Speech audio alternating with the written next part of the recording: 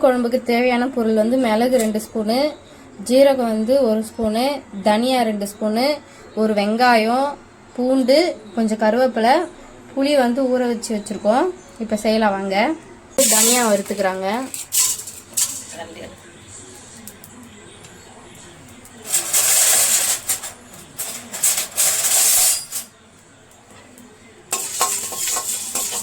தனியா வந்து தனியாக வறுத்துக்கிறாங்க.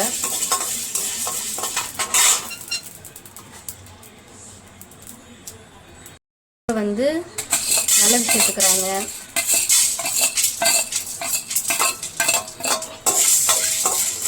அதையும் வந்து வறுத்துக்கிறாங்க. தனித்தனியாக வறுக்கிறாங்க, ஏன்னா கருகிடும்ல. கருவேப்பிலை வந்து ஆட் பண்ணிக்கிறாங்க.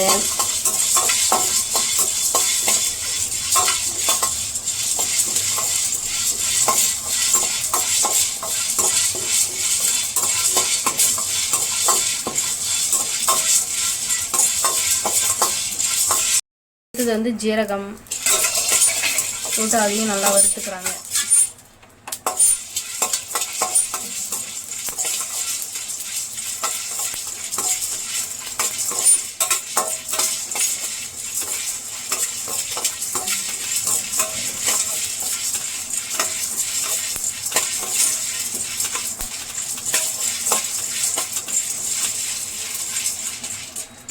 அவ்வளோதானா?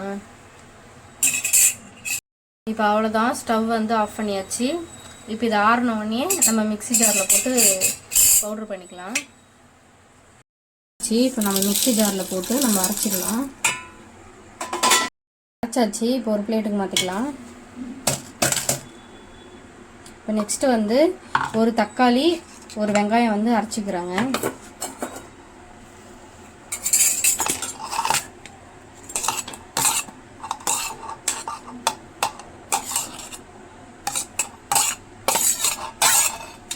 இதையும் அரைச்சிட்டு வந்துடலாம். இப்போ இதுவும் வந்து தக்காளி வெங்காயமும் அரைச்சி எடுத்து வந்தாச்சு. இப்போ வந்து நம்ம குழம்பு செய்ய ரெடி பண்ணலாம்.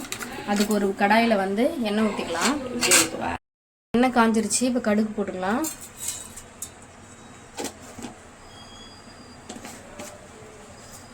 ஒரு 1/4 ஸ்பூன் போல் வெந்தயம் போட்டுக்கலாம்.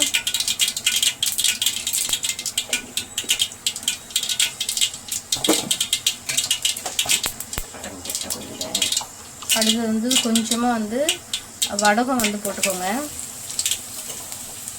அடுத்தது வந்து கருவேப்பிலையும் பூண்டும். நீ பேசாத, வாய்ஸ் கலைஞ்சிரு வாய்ஸ் இருக்கு. பூண்டு போட்டாச்சு. இப்போ நல்லா வந்து கலரிக்கலாம்.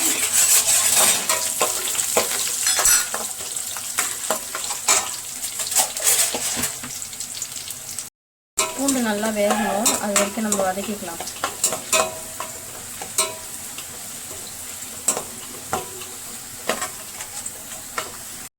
இப்போ பூண்டு வந்து வெந்துருச்சு. இப்போ இது கூட வந்து வெங்காயத்தை வந்து ஆட் பண்ணிக்கலாம்.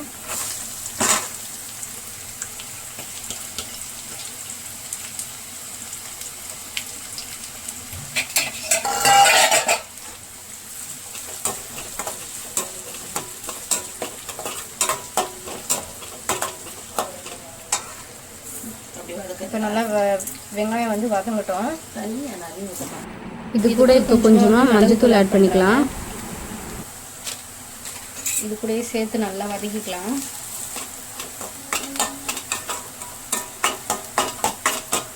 வெங்காயம் வந்துருச்சு. இப்போ இது கூட வந்து அரைச்சி வச்ச தக்காளி பேஸ்ட் வந்து இதில் ஆட் பண்ணிக்கிறாங்க. இது நல்லா வதக்கி விட்டுக்கலாம். அதுக்கப்புறம் நம்ம மிக்ஸி அரைச்சோம் இல்லையா, அதுலேயே கொஞ்சமாக தண்ணி வச்சு இதுவும் அலசி வந்து நம்ம இதில் ஆட் பண்ணிக்கலாம். இப்போ நல்லா இது வதங்கட்டும். இதுக்கு தேவையான உப்பு வந்து ஆட் பண்ணிக்கலாம். வதக்கிக்கலாம்.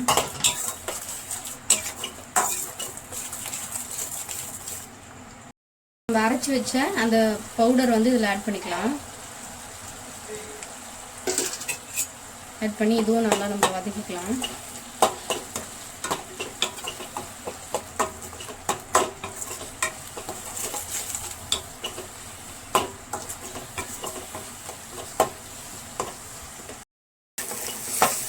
நல்லா வந்து வதக்கி விட்டுக்கோங்க. வந்து புளி கரைச்சி வச்சுருக்கோம் இல்லையா, அந்த தண்ணியை வந்து ஆட் பண்ணிக்கலாம்.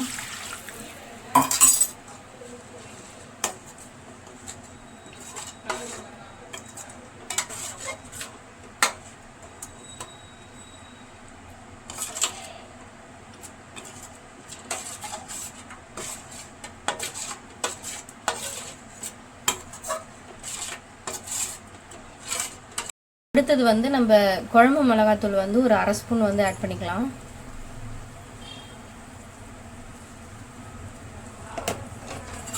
போட்டு இது நல்லா வந்து கிளறிட்டு கொதிச்சு வரட்டும்.